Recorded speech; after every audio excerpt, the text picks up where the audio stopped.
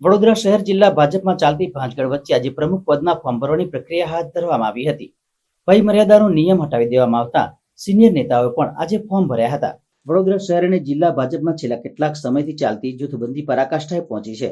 તેની વચ્ચે આજે સવારથી જિલ્લા ભાજપ કાર્યાલય અને વડોદરા શહેર કાર્યાલય ખાતે ચૂંટણી નિરીક્ષકોની ઉપસ્થિતિમાં પ્રમુખ પદ માટેના ફોર્મ ભરવાની પ્રક્રિયા શરૂ કરી દેવામાં આવી છે, જેમાં ભાજપે 60 વર્ષની ઉંમરની મર્યાદા નિયમ હટાવી દીધો છે, જેથી સિનિયર કાર્યકર્તાઓ પણ પ્રમુખ પદ માટેના ઉમેદવારી ફોર્મ ભર્યા છે।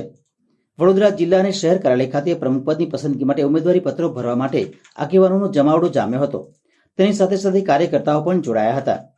ઉમેદવારી પત્ર ભર્યા બાદ પ્રમુખ પદના દાવેદારો પાર્ટી જે નિર્ણય કરશે તે શિરોમાને રહેશે તેમ જણાવતા હતા।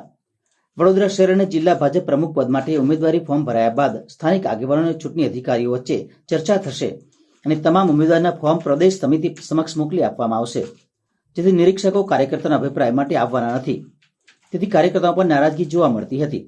શહેર જિલ્લા ભાજપ પ્રમુખ માટે વડોદરાના પાર્લામેન્ટરી બોર્ડ સાથે ચૂંટણી અધિકારીઓ ચર્ચા વિચારણા કર્યા બાદ પ્રદેશમાં તમામ ફોર્મ મોકલી આપશે અને ત્યારબાદ પ્રદેશ સમિતિ મળશે અને તેમાં દરેક જિલ્લા પ્રમાણે 3 નામની પેનલ બનાવીને કેન્દ્રીય પાર્લામેન્ટરી બોર્ડને રજૂ કરશે।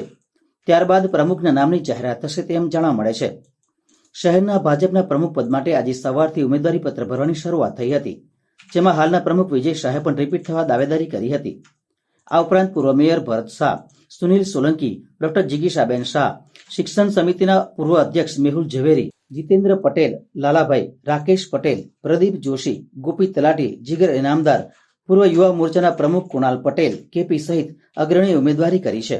ભારતીય જનતા પાર્ટીની નેમ છે કે દરેક ભૌગોલિક રીતે, દરેક સામાજિક રીતે બધાને ન્યાય મળે અને બધાનો સમાવેશ થઈ શકે એ પ્રમાણેનું વિચારી અને પ્રદેશ જે કંઈ નિર્ણય કરશે એ પ્રદેશ નિર્ણય કરે બાદમાં જાહેર કરે। અચ્છા, ચૂંટણીની પ્રક્રિયા અહીંયા ફોર્મ સ્વીકારવાની ચાલુ હતી, બીજી બાજુ બહાર જેમને દાવેદારી નોંધાવી છે અને સામે બીજા વ્યક્તિ જોડે બોલાચાલી પણ થઈ હતી, શિસ્તનો ભંગ કર્યો છે। એ તો અમે તો અંદર હતા એટલે તમને ખબર હશે, અમને એવું કોઈ ધ્યાનમાં આવ્યું નથી અને અમને કોઈ ફરિયાદ કરી નથી।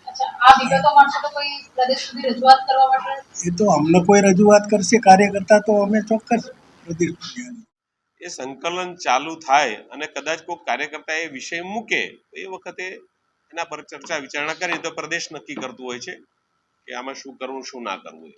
ચૂંટણી પ્રક્રિયામાં તો વડોદરા મહાનગર ભારતીય જનતા પાર્ટીની જે કોઈ વિષયો હોય એ બધી મતલબ જે ચૂંટણીને લગતી કોઈ પણ ચર્ચા વેલિડ છે। એ નિર્ણય પ્રદેશ ભારતીય જનતા પાર્ટીનો છે। જેમ હમણાં ચૂંટણી અધિકારી કુશલસિંહ પટેરિયાએ કીધું એમ સમગ્ર ગુજરાતની ભૌગોલિક પરિસ્થિતિ, જ્ઞાતિના સમીકરણો એ બધું જોઈને ચર્ચાઓ કરી અને પછી નક્કી થતું।